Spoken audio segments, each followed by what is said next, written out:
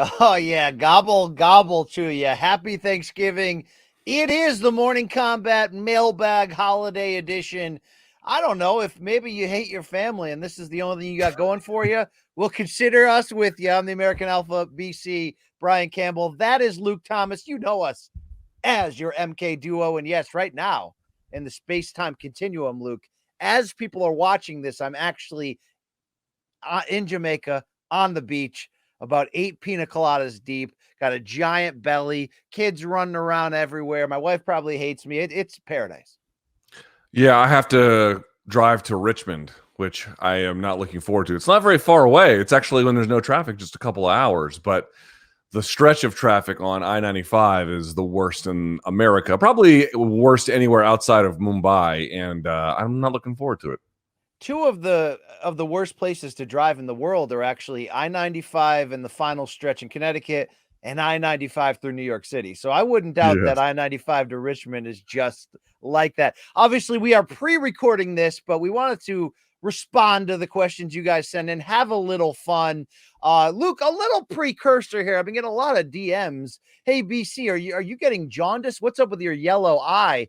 Don't forget, guys, I'm old and washed. I slipped off a ladder on some wet and elevated ground while cleaning the gutters the other day. I got a nice little mini black eye, and I actually went for an X-ray today because I screwed up my knee. I don't know if I tore a ligament or a hamstring or something. Luke, I'm just an old mess, but that's. Did you get how did you get? How was the MRI? I guess is what I'm asking. The X-ray came clean in terms of any bone issues, but they said I got to go to a specialist to find out if what I did to any ligaments or whatever. So it's not too bad. X-rays are not good for soft tissue damage. They said there's a calcium deposit, like there's like a fuzzy area where it could be something like that, but I just feel like it's going to snap every time I walk. So, I'll probably just get really drunk and lay around in Jamaica. So it'll be great. But yeah, can't wait to be there. That's where I am right now as you're watching this. And that's that. Okay, Luke, Thanksgiving, you and I have had some epic rants about it. It's my favorite holiday without question. Just a quick reminder why. No gifts, all about family. So there's no pressure on the gifts. Thanksgiving is the holiday, I think you'll agree, Luke, where people travel and come back home the most. So you have the best chance to catch up with people, your old friends, your family. And the number 3 on the 3 F's, Luke, family, food. Of course, the food is insanely great. And football, dude, when you come from a factory town, high school football, the rivalry with Ansonia, it's everything. Watching the NFL, playing the family game in the backyard, playing Madden all day. The 3 F's go together like peanut butter and jelly on Thanksgiving. I love that shit, Luke. Did you have the same affinity growing up for this great holiday? My family is openly hostile to organized sports. I'm the lone exception in that rule. So the way it works is that if Thanksgiving is at my house, well, what's my rules? I'll put on football. I don't give a damn what anyone has to say. But when I travel to either my brother or my sister's house, whatever it ends up being, it's their rules, and they don't ever watch football. So I end up having to catch it kind of after the fact, or when I get home, or whatever it may be. It's not a great scenario. Those communists. Yeah, I mean, it's the great American holiday because you just get really gluttonous and enjoy your family and get fat. It's great. So, Luke, we have some fun questions to break down and get into. And anything else you want to say to the fine people before we do that? Thumbs up on the video and hit subscribe.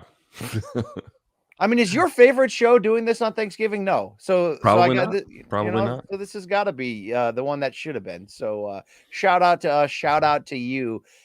Luke, do you want to read the first one here? I'm trying to find my Sure, I can do that as we kind of fuck our way through this. All right. BC, very simple question. What does your Thanksgiving plate look like? Yes. I have always gone to my dad's side of the family on Thanksgiving. So there's always been a loaded house, a lot of aunts, grandmas that can cook. So the traditional Campbell plate on Thanksgiving, by the way, my mom has also learned how to cook in this manner. She makes a mean Thanksgiving meal. I know you and I have debated and argued in the past, but turkey to me is just something you put on the side. The main course of the meal for us French Canadians is the meat pie. That's the centerpiece. That is incredible. It's a pie crust with some beef, chicken, and turkey all mished together with some cinnamon spice on top of it. It's that finely grounded breaded beef. or meat, excuse me, inside of there. And then you put the toppings on. So I'm a mashed potato guy, gravy, corn. Corn to me is such a huge part. The true MVP is the stuffing, though. And then, Luke, we've already debated many times. I like me some cranberry, but I like the cheap, smooth cranberry So sauce, gross. not the uppity, actual chunk berries. F that crap. Give me the crap mashed potatoes, the crap gravy with the crap thing, all that. I'll do a green bean casserole. I'll throw a little there. I'll do a little turnip. I'll throw a little there just for the variety. Get me a roll. My Aunt Cheryl makes some lasagna with it, which sounds wacky, but it kind of fits in nice when you put it all together. And obviously my plate is overflowing and everything's mixing together, and it's just American joy, Luke. That's what I do on Thanksgiving. What about you? My brother and my sister are much better cooks than me, so I'm usually at the mercy of what they make, but I'm also lucky in that way. So obviously there would be turkey, but it's going to be prepared. It's going to be like a heritage turkey. You ever had a heritage turkey? I don't know what that means. Oh, buddy, you're just, I mean, you don't even have any concept of what you are missing. If you're going just getting the butterball joints, you got to get the heritage turkey. That's a completely different ball game. It's like the Brock Lesnar of turkeys. I mean, not even. It's like going in, like, get riding a Clydesdale as opposed to like a regular horse. It's fucking unbelievable. Okay, it's huge too. So we'd have one of those. My brother would probably make it a number of different ways. I've fried it one of my Thanksgivings, which was unbelievable, but they won't do that. But then my brother will always have some kind of red meat that is prepared impeccably. He's big on a sous vide kick. You ever had sous vide meat? What, You must what have. the hell is sous vide, Luke? Oh my God. Dude, where do you eat that you don't know about any of these culinary mechanisms? Or Well, like, think about, first of all, just real quick. I'm usually at growing up, I'd be at a Thanksgiving dinner at my grandmother's that had like 55, 60 people. So we're not necessarily, Luke, looking at the most gourmet time put in. It's like a soup kitchen type deal. So we like the slop. Are you talking about super like elite gourmet cooking in your family? I wouldn't call it like super elite gourmet, but it's basically when they cook it in the bag through a vacuum is essentially how it's made. Like ceviche is food cooked in acid, and sous vide is like essentially the vacuum or through pressure anyway, I should say. Although I believe there's a heat component as well. Through the water. Anyway, long story short, it's the meat comes out insanely tender. From there, it's a bit interesting. So my brother married a very lovely woman, but from the South. So she'll make any kind of pie that's got a fruit in it, like a peach pie or a blueberry pie, and they're always fresh. They're amazing. She makes those from scratch. Yes. She makes the mac and cheese, unbelievably gluttonous. The cheese is just overwhelming. It's amazing. From there, though, it's hard to say exactly. I will be honest, because of my digestive issues. I have like legitimate digestive issues at this age. I got to throw some greens on that plate, man. I don't care to admit it. I'm not recommending it. I'm not saying it's cool. I mean, I'll do the green bean casserole, but it's like breaded vegetables, basically. No, I got to have something that kind of helps the food digest. So I'd have a little bit of like, mesclun salad or something. But it's usually a bit of a grab bag from there. From there, like my wife will sometimes make some food. So we'll make like Colombian. So let me ask you this, since she is a straight from Colombia, but has been in the U.S. a while. Has she adjusted to this whole Thanksgiving idea? She obviously didn't grow up with anything similar, right? No, there's no such thing like that over there. She's come around to it, but like even then, she didn't really start celebrating until we dated. So that's only the last 10 plus years in the course of her life. That's not that many.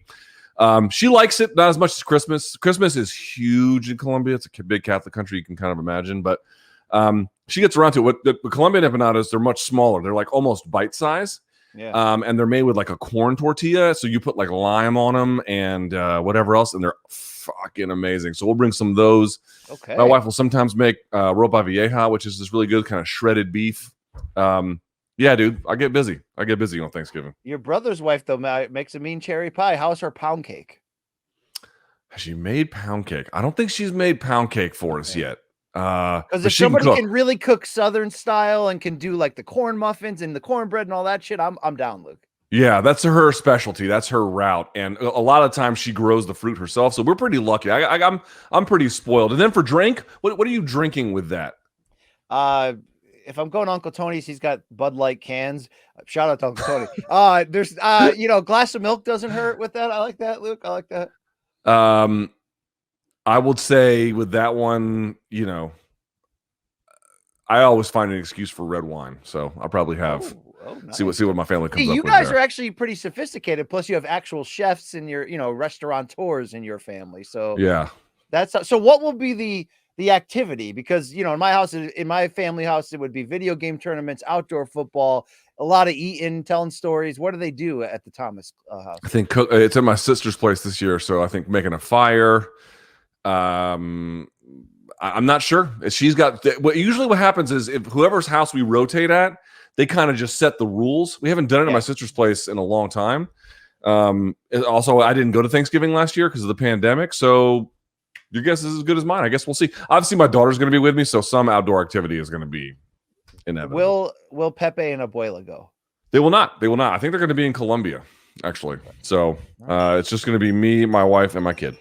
All right. Sounds good. You guys are probably enjoying it as we speak, as people are watching this right now. Luke, our second question here is, what are the 3 fights we need to see in 2022? Now, I think we should include boxing, MMA, Triller Trigon fight, BKFC, Super Bowls. Luke, we can alternate here one at a time. Let's start with you. What's the number 1 fight in 2022 in combat sports you need to see? 2022 that I need to see.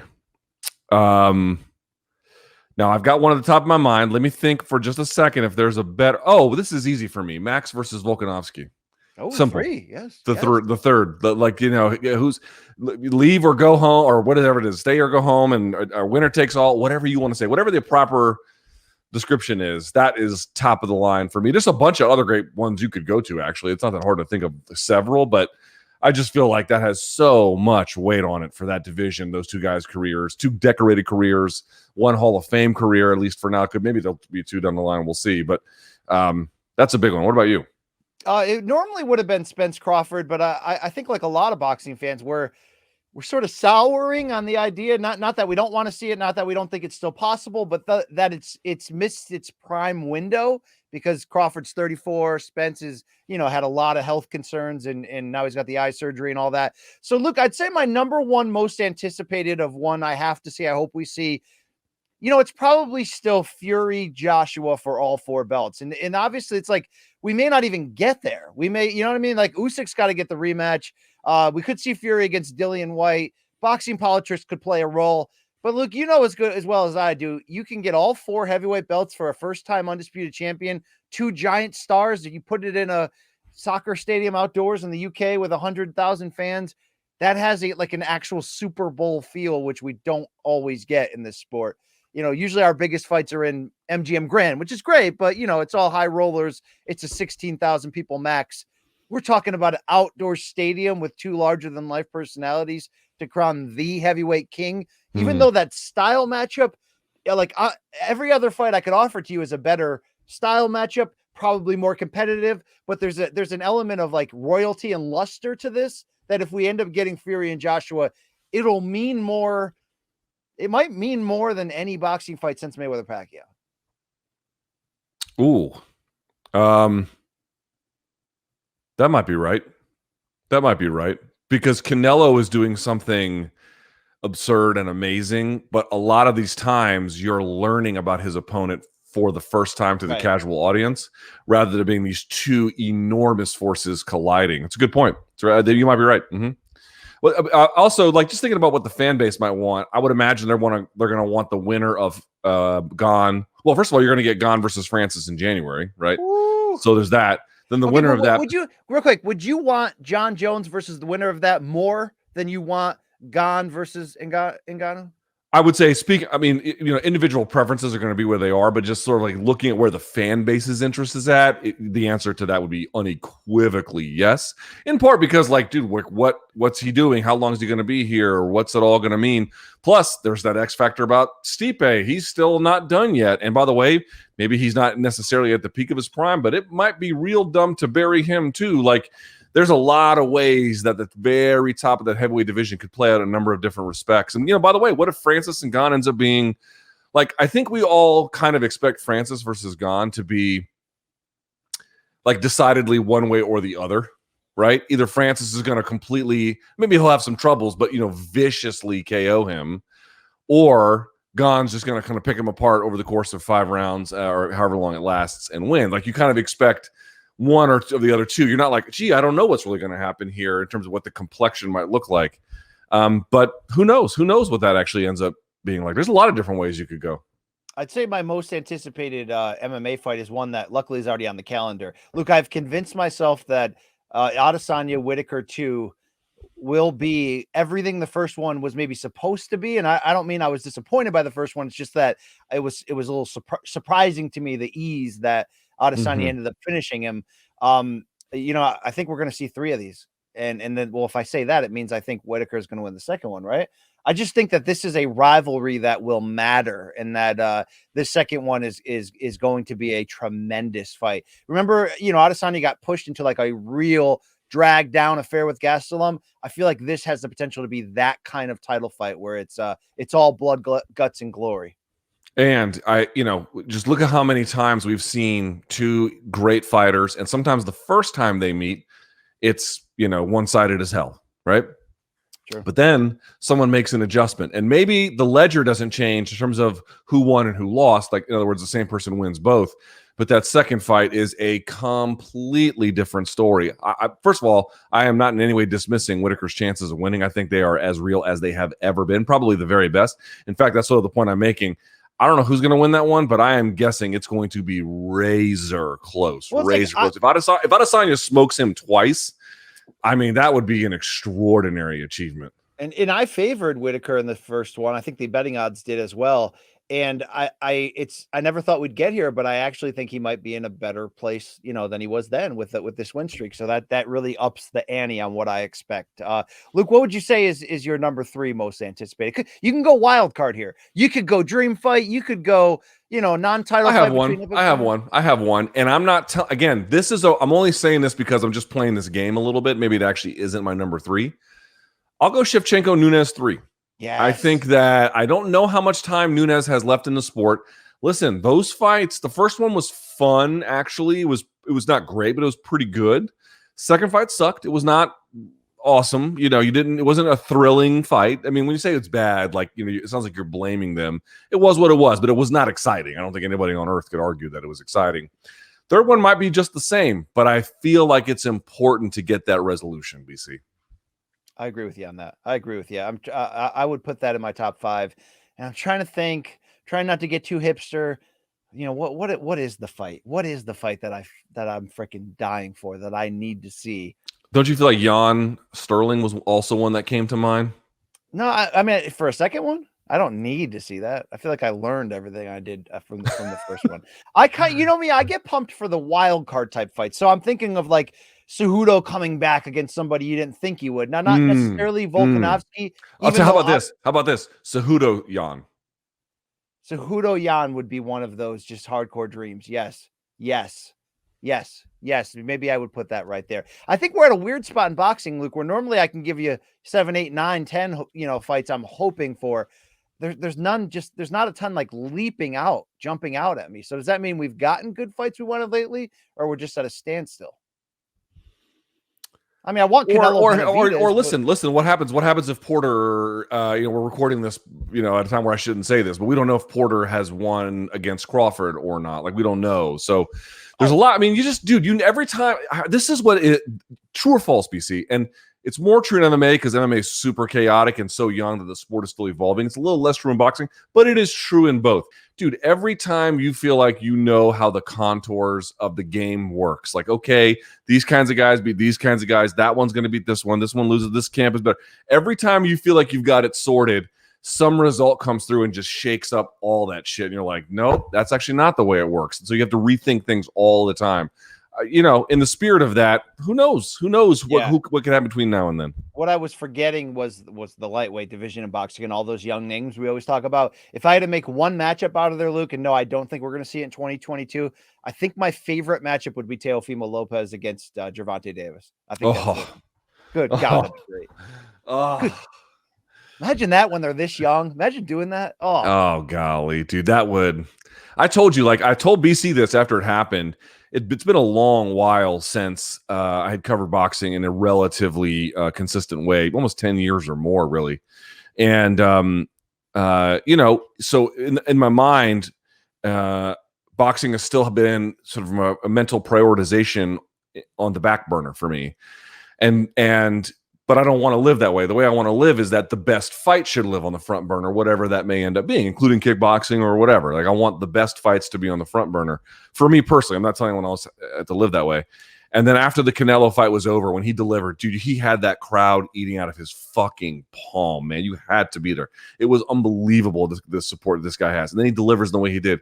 Man, that was the first time in a long time I was like, dude, that I felt much better watching the boxing fight than the UFC fight, which I'm not even making a claim, BC, that the boxing fight was better or that you need to agree. Right. I'm not saying any of that. I'm just saying I finally got that feeling about boxing that I used to have a little bit more regularly. And to your point, Lopez versus Davis in 2022 would I don't know how you couldn't feel that way about that fight, you know? Anytime you could get a fight, which we get all the time in UFC, thank you very much, in boxing, where they're actually younger than older. Like we always get them when they're either too old or just a little bit past prime. Imagine if you got a super fight a little early and you just had no idea what it's going to look like. That's just the dream, Luke.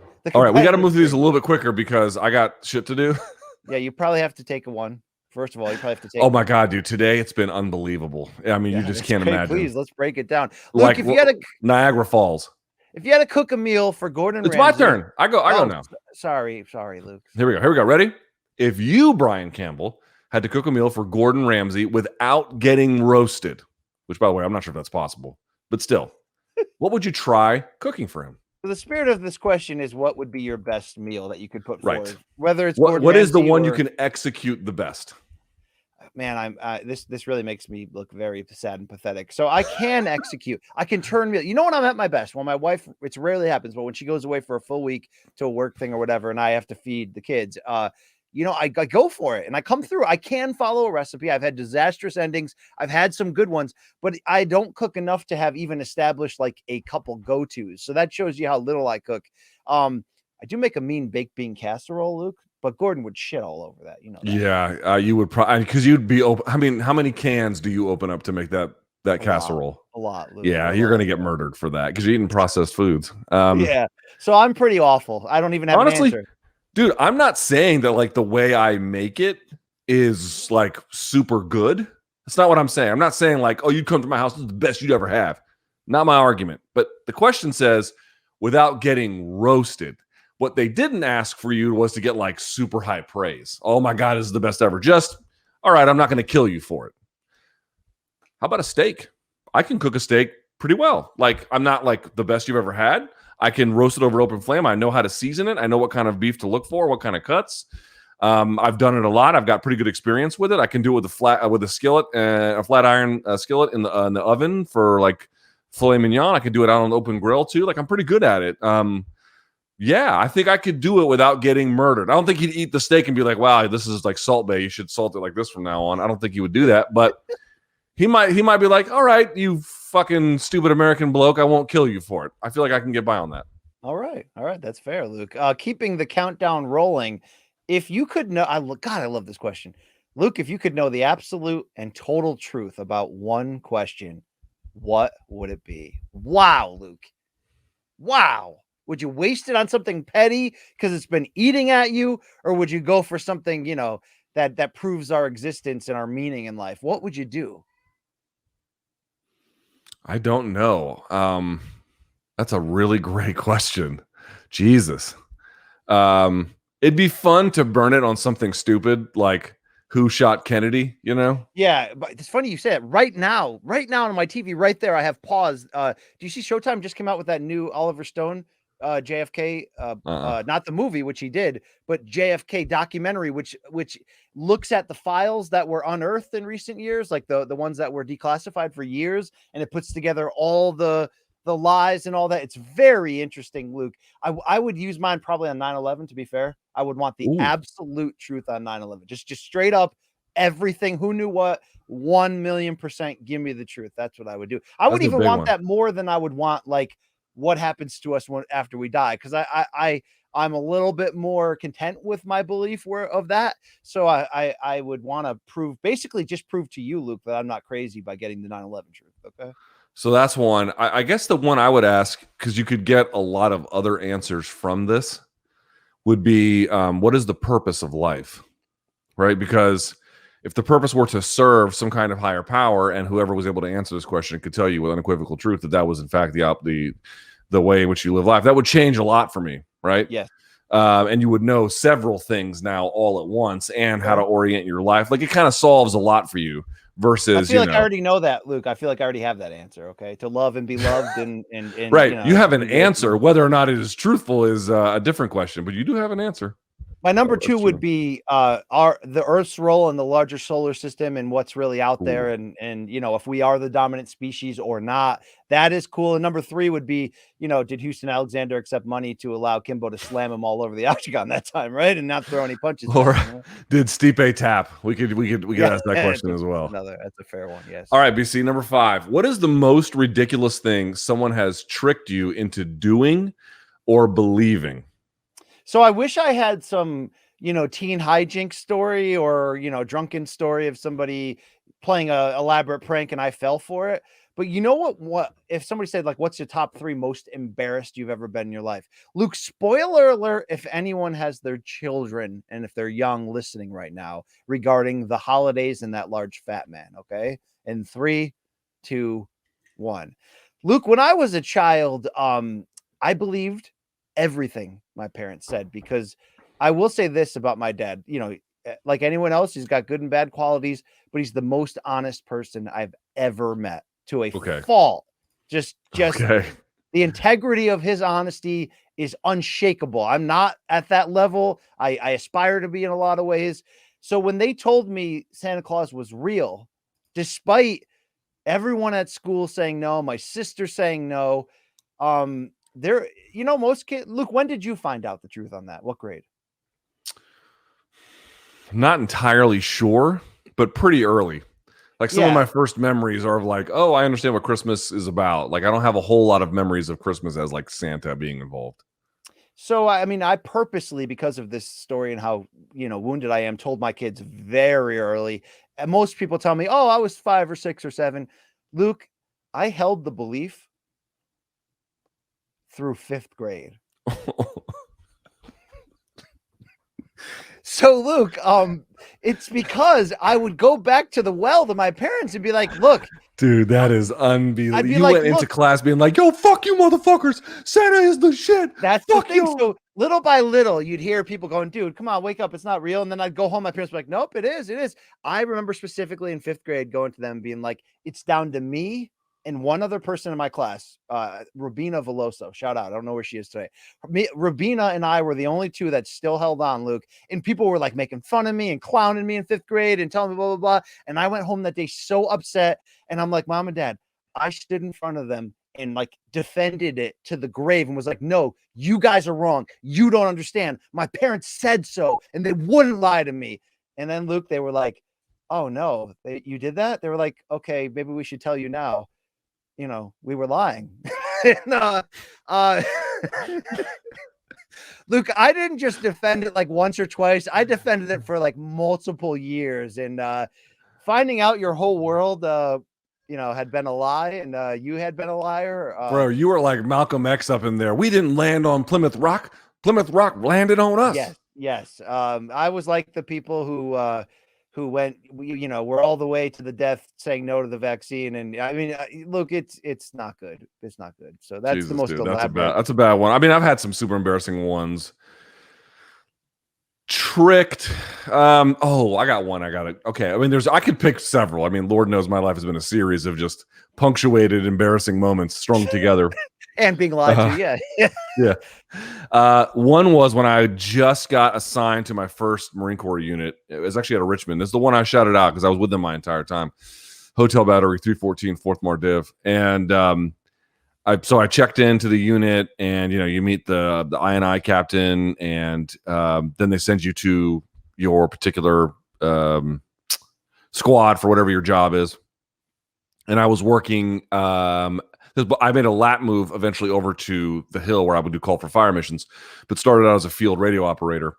And so I had to go to the comm section. And I remember I went to the comm section and there, got checked in, got introduced, the whole 9 yards.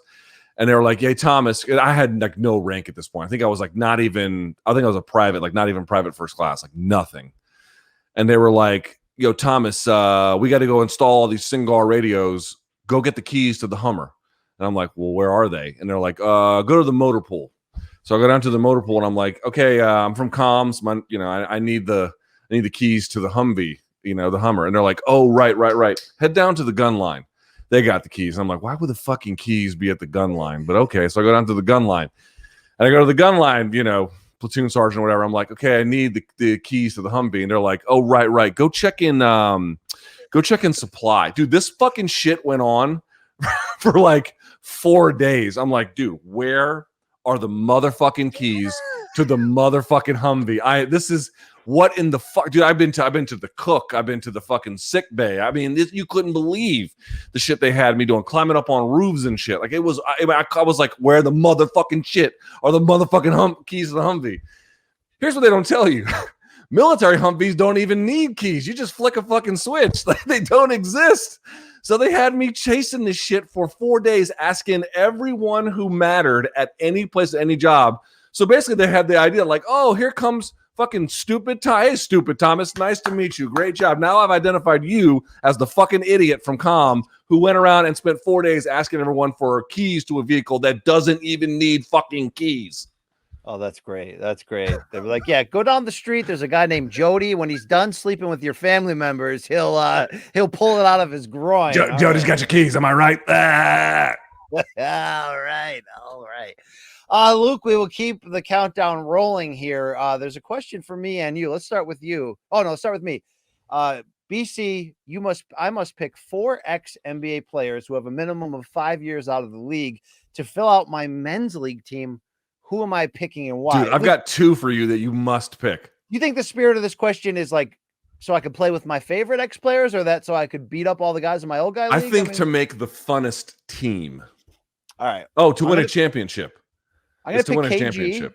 KG, he's still in incredible shape, and he'll be so because I am the KG of my weekly old guy league. It's forget it's still real to me. Damn it, that's my NBA finals when I show up there each week. That's my battlefield, Luke. I've got to push people to near punch throwing because in between those lines is the only place on earth where I'm allowed to fight and scratch and claw. So I want KG next to me. You're going to need a dead eye shooter. So why don't you give me like Mark Price? Remember him, the old Cavs point guard? He's probably in his late 50s now. I guarantee you he's playing some pickup league in suburban Ohio and just raining down. Bro, Luke, there's 2 names you have to pick. Who should Number 1, Agent Zero, Gilbert Arenas. Yeah. Okay. You got to pick Gilbert Arenas. You know why that's awesome? Okay. You know why that's awesome? When I play every week in my old guy league, you know what shoes I wear? The 2005 Agent Zero made specially for the New Orleans NBA All-Star Game shoes that Adidas made that have like the New Orleans, what's that flower? The fleur? The fleur-de-lis.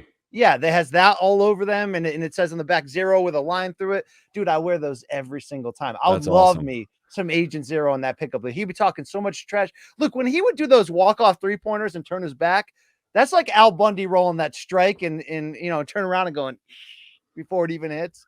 Also, bro, he'll just bring guns in the gym bag to the court. Like y'all want to talk shit, he's got Gilbert strapped. So fuck y'all. And dude, Jason Williams. Remember Jason Williams? What was that his name? Right? Wait, the guy that shot his limo driver? That guy? No, who was okay? So my 90s knowledge is now who was the white guy who went to school with that's White Chocolate Jason Williams from Florida. I was thinking of former Nets NBA All-Star. I'm talking the guy who went to school with Randy Moss who could like no look the shit out of Not to be confused with Jay Williams, who I once played basketball against. Okay, but hold on. Jason Williams is playing today, like in real life, plays in pickup leagues. So like he's kind of like doing that life already. Dude, and Gilbert Arenas, and they would pass the ball to you to get you wide open. Okay, that's my backcourt. Me, KG, Mark Price, and then I'd take Birdman. Remember Chris Anderson with the wild ass hair and the tats? I met him. Oh, you did? What was it like? Mm-hmm. Did you guys do ecstasy together or anything? No. It was at a MMA event. Okay. All right, cool. That's it.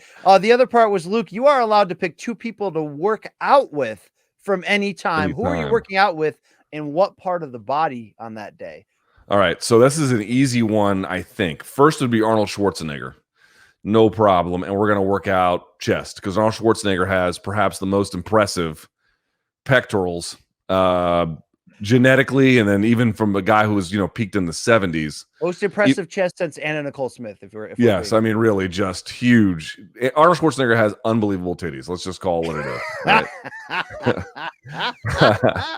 And then, he's all banged up now.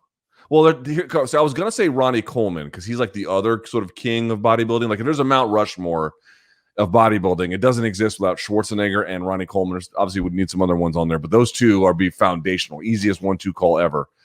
But he's all banged up now. What about like working out with one of like the original strongmen from like the 19th century dudes who were fucking yoked in like 1807 and shit with like circus dumbbells? That doesn't interest me at all, Luke. No. All right. No. So then to keep it, I mean, Eugene Sandow, who the Sandow, folks who don't know, like the Sandow Trophy is what they hand out to the winner of Mr. Olympia, the greatest bodybuilding competition in the world. That's the one Schwarzenegger made famous. That's the one Coleman dominated. So I'd say, okay, my answers will be chest with Schwarzenegger, back with Ronnie Coleman. Okay. And then people want me to say legs there. I'm not going to say legs there. And then I would say overhead press with Eugene Sandow. How about that as an honorable mention? I don't mean this as a joke. Would you prefer that Arnold was the one that shot you up in the ass? Like, would that be an honor to you? It would be a great honor to me to do anabolic steroids with Arnold Schwarzenegger in the 70s. Yes. Can I have the Windrol, please, and the Stanozol? Yes. Whatever horse. Everyone makes fun of people for taking ivermectin for horse pace. Let me tell you something. If they're taking horse steroids and Schwarzenegger says thumbs up, this guy's taking it. Yeah, you're damn right. By the way, Luke, if you do you know Max Bretos? Yes. He has a tremendous Arnold Schwarzenegger story that he witnessed that he does the voices for. You need to just say straight up, be like, BC's like, tell me the Arnold Schwarzenegger story. And then also be like, tell me the Jean-Claude Van Damme story as well. And it will blow your mind. Luke, actually, you know what? We should do it. If he's willing to tell both stories on camera, I bet you that'd probably be our highest watched MK clip. Yeah, I actually like the idea. Like, we'll just talk to people that we know who have amazing stories of celebrity encounters. Todd Grisham has an insane story of working out with Vince McMahon. I'd love to get that on there as well. Yes. All right. Number 7 for you, BC. If you could, now this is what it says. If you could witness any event, past, present, or future, what would it be? I guess they mean literally anything, like the fall of the Berlin Wall or whatever. It's kind of a dumb question. I since we all often think through a sports lens based on our professions, I was thinking more of like, kind of what we asked you in the Wheel of Death with the donks, what fight would you be ringside for? And I could easily say, knowing what I know now on the theatrics, imagine being at the Mandalay Bay for Corrales Castillo 1. I mean, it just going through that emotion.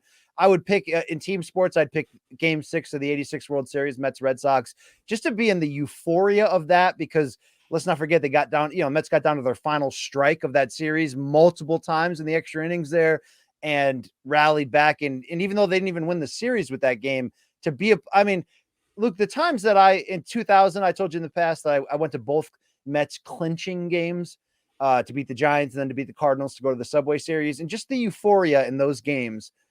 And they didn't have, exciting endings. They were just regular clinching wins. Dude, that was a drug, man. That was something next level. Could you imagine being in the crowd for your favorite team's, most insane comeback win? I mean, that's probably what I would pick. I mean, the problem with trying to do it like with history, Luke, is it's all bad stuff, right? It's like, well, could I be standing right there when Jack Ruby shot Oswald? I mean, that'd be pretty cool, right? It could be on camera. I mean, I don't know. What is the pick here? I mean, could I watch Joan of Arc burn at the stake? I don't know, Luke. What, watch where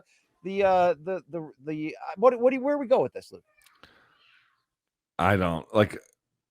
Could also like any event. Could I go back and watch my 8th birthday or something? Is that on the table as well? Can Luke go back and watch his own conceivement? I'm sure. Yeah, no, fuck that. I'd rather just die altogether.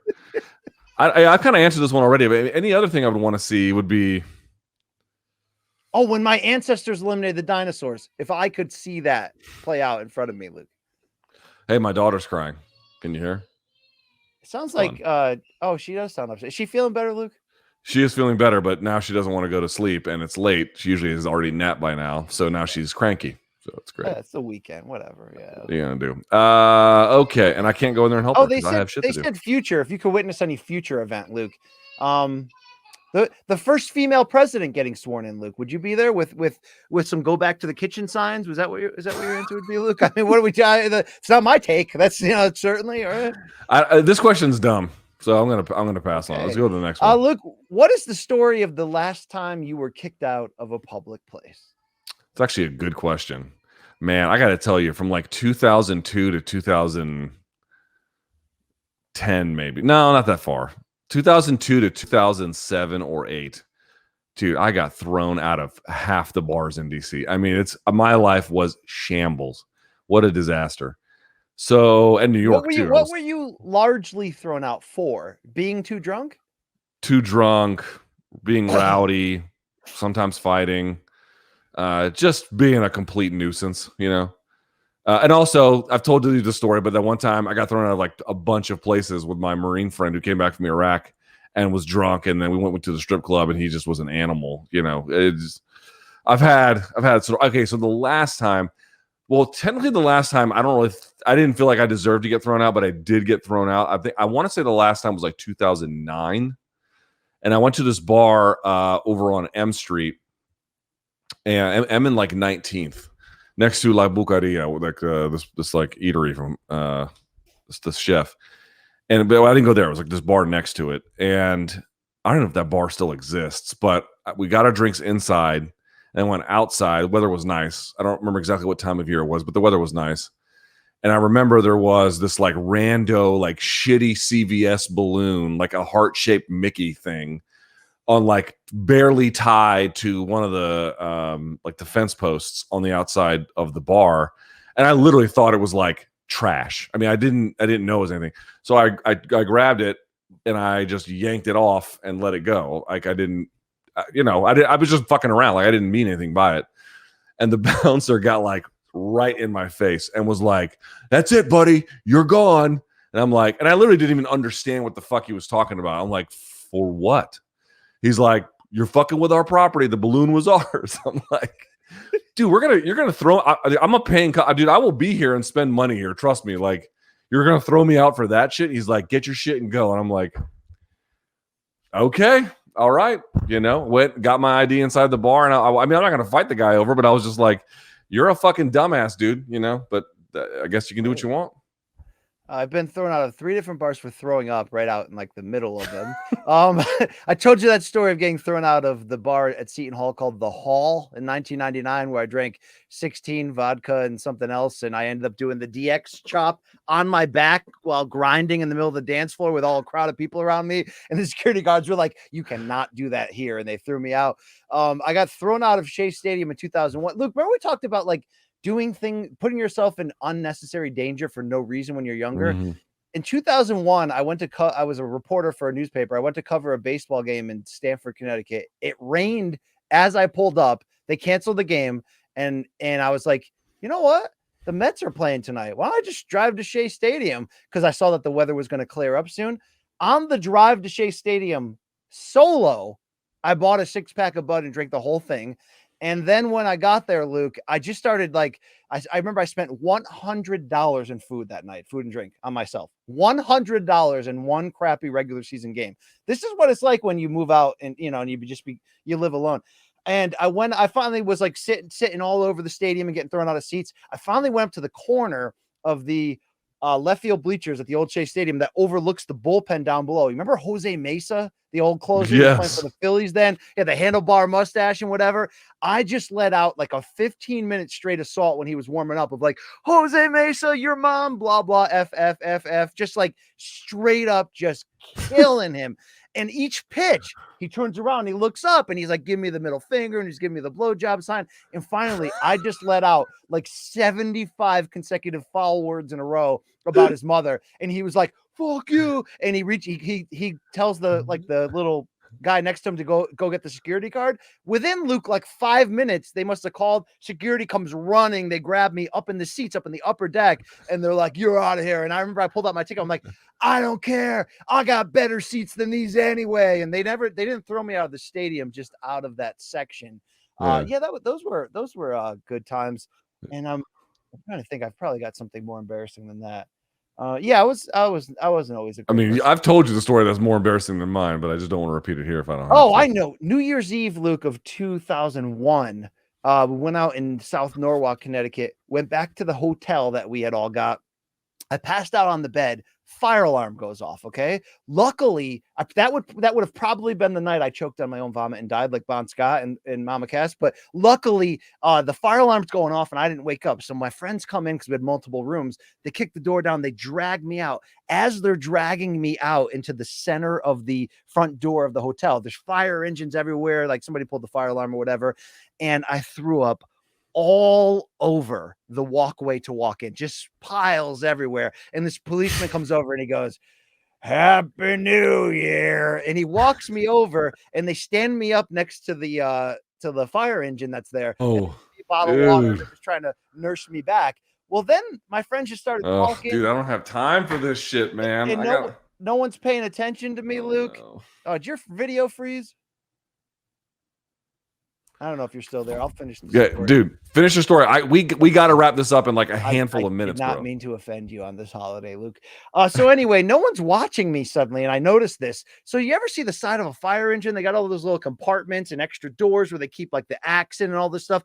I just open one up and I start climbing up into it, Luke, and I'm fitting in sideways, and the police come running over and the fireman's like, what the hell are you doing? I go, no, it's okay. My dad's a fireman. It's okay. It's totally fine. I know what I'm doing here. And then they removed me out of there and threw me out of the front of the hotel, Luke. So that was probably the best stories I have. Thank you very much. Keep it rolling, Luke. I'm glad to see you live a different life now. All right.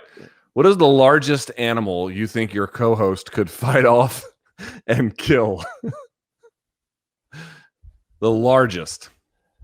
What do you think? Now, that is an interesting question when you are hiking in the woods with your, wife and daughter or whatever, Luke. And I've had hikes when my kids were small where we have encountered both bears and bobcats. And luckily they didn't come running at us. We kind of stayed quiet and they, from a distance, went the other way. But you do ask yourself as a man, could I fight that thing off to protect them? Forget me, right? To protect them, Luke.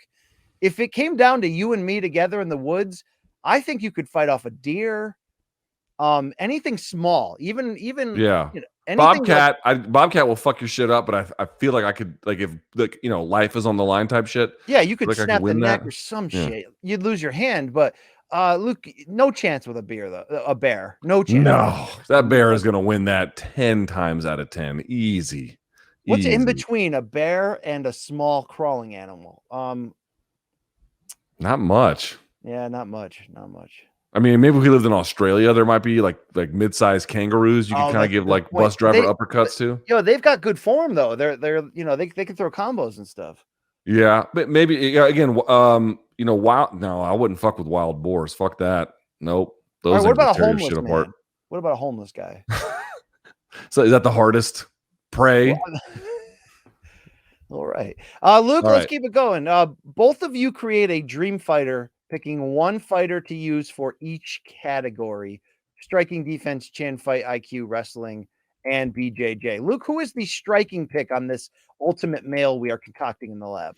A lot of different ways you could go, a lot of different styles, not necessarily one or two or even 5 or 10 right answers, but I'm going to go Israel Adesanya, modern striker. I like what he offers. By the way, defense is kind of built into that, but but just for the offensive striking component, I'll go Adesanya. What about you? Francis Ngannou. Not bad. Pretty good. Okay. All right. Who's got the best defense? That's a tougher one. DJ? DJ's got good defense. Who doesn't take a lot of punishment? Honestly, like guys like Habib don't take a lot of punishment. Dominic Cruz in his prime? Dominic Cruz in his prime. Anderson Silva in his prime didn't take a ton of abuse. That's a great point. You might have, just for that those reflexes, you may have to go Silva, because he can put Yeah. himself in insanely dangerous spots and not get hit. Yeah. Also, you could pick like a guy like Floyd if you're going boxing, you know? Oh, absolutely. Yeah, and by the way, Luke, for anything that you want to debate about Floyd, like, the greatest thing he had is he is on the short list of the greatest defensive fighters of all time. And by short list, I mean like him and Willie Pep. Like, that's one thing you really can't debate. I mean, you know, you could say, oh, Yeah. he's not as offensively inclined as a Sugar Ray or Sugar Ray Robinson or whatever, but his defense was something that we'll never see again. I mean, that was insane how smart he I was. saw this guy doing the seminar on the Philly shell, and he was saying like what it's about. He was actually explaining like how simple it is. Like the Philly shell is not complicated. About when a punch from a certain side comes, what do you do? Whether you roll with it or bend or parry or whatever you're, you know, parry it down. And he was saying though, like it's simple, but the difference is that you have to be a master at slipping. You have to be a master at reading what is coming at you and making a judgment call. And that itself takes, you know, almost decades to get good at, right? You have to start that at a very young age, and you have to get really kind of good at it. Once you've mastered it, you can put it together in the Philly shell package. But he was pointing out that like Floyd is like has impeccable reading on what is flying at him. You rarely ever see him get caught clean. It's super, super, super hard to do that, you know? Absolutely. Chin. Who's got the best chin? He could go a lot of ways. I mean, Roy Nelson took a crap ton of damage and never really. How about Prime Nogueira? Yeah. Prime Nogueira's chin. I mean, he fought Bob Sapp and got spiked on his head and had like a fucked up neck in that fight and still won it, you know? Prime Fedor. Chin? He got rocked by Fujita in his prime. That's true. Dude, Nogueira's chin in his prime was like the gold standard. You could say in his prime, BJ Penn's chin was fucking awesome too.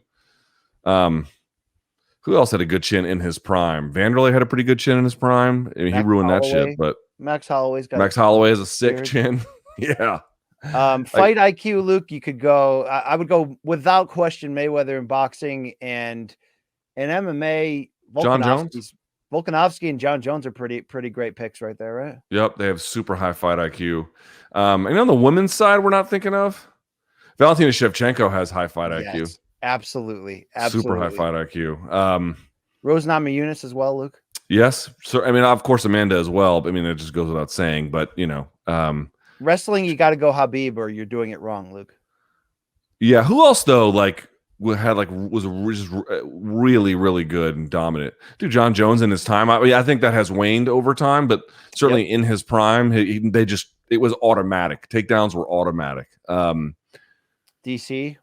DC had great takedowns. Yeah. I mean, you couldn't go wrong with him either, honestly. Don't forget about the jiu-jitsu is easy. Huh? BJ Penn, Chuck Liddell, takedown defense. Yeah, they didn't put it in there, but like BJ Penn in his prime could not be taken down. Max Holloway has phenomenal takedown defense, honestly. That was why the Max... Usman's one of the best wrestlers that this sport's ever produced. There's no question about it. Yeah. I mean, that was the funny thing about Max and Habib. I would rethink it now because I think Habib is just too overwhelming a force, even at 155. But I did think that, remember when Max was briefly going to fill in before Ali Aquinta got the call against Habib and they actually had the presser? You mean this? It is true. Right, I think, I do think Habib would have overwhelmed Holloway now, having seen a lot more tape. But even at the time, and I still maintain this, dude, Holloway's takedown defense is very, very good. Even if you can bring his body to the mat, that you can do anything with it is almost certainly not true, at least against his 145-pound peers. We could say that. By the way, we forgot Mighty Mouse for Fight IQ. He belongs there as well. Fair enough. 2 fights that never happened. I also have a poster for Rockhold versus Whitaker that didn't happen as well. Wow. Jesus. Well, the poster I want, though, put those two together. Yeah, I want the McGregor RDA poster. I've got the key card for the hotel, but I don't have the actual poster. I'd like to. Yeah. And then BJJ. This one's easy, right? Like it's a Demian Maia or it's a Hadra. Well, Hadra Gracie had good like jiu-jitsu, but for MMA purposes. Charles Oliveira, you know. Who are some other greats of the game? I mean, all the best have fought, like Andre Galvan, BJ Penn, Tenquinho. We're forgetting a modern person. We're just forgetting a Mackenzie Dern. I mean, shit like that. Prime Ronda Rousey before the women caught up with her. not jujitsu per se, but yeah, No, like but phenomenal submission grappling just straight from 0 to submission in 6 seconds. in 6 seconds. Yeah, I quite mean, literally. like Somehow. I will say historically, a lot of what she did is going to be like it'll be overrated. Not her pioneering or her stardom, but like the fact that she fought too early. But even with that said, like you could never take away from her the technique and how quickly she just physically dominated people. I mean, it was insane. It was absolutely insane. It's true. It's true. All right. That's it for us, dude. That's it. Okay, that's just a little holiday treat. Hopefully you enjoyed it. Get you through it. We have the energy of two pre-euthanized, lobotomized zeros in this podcast. We'll point that out. The last time they made us do one of these, and I just mailed the whole thing in, Luke. BC and Luke will be back with a bang for December. We got big fights. It should be fun. Gervonta Davis has a pay-per-view. Jake Paul's back. The UFC card on December 11th is batshit awesome. So, look, this is your favorite show for a reason because we bring it. All right. So continue to send your shit to morningcombat@gmail.com. Like, subscribe. Luke, what's our next goal? We're at 101K. What do you want to get to? The next thing I have to do today after the end of this podcast, which is like right now. That's your next goal for subscribers. Okay, great. Good talking to you, Luke. We're out of here. That's it.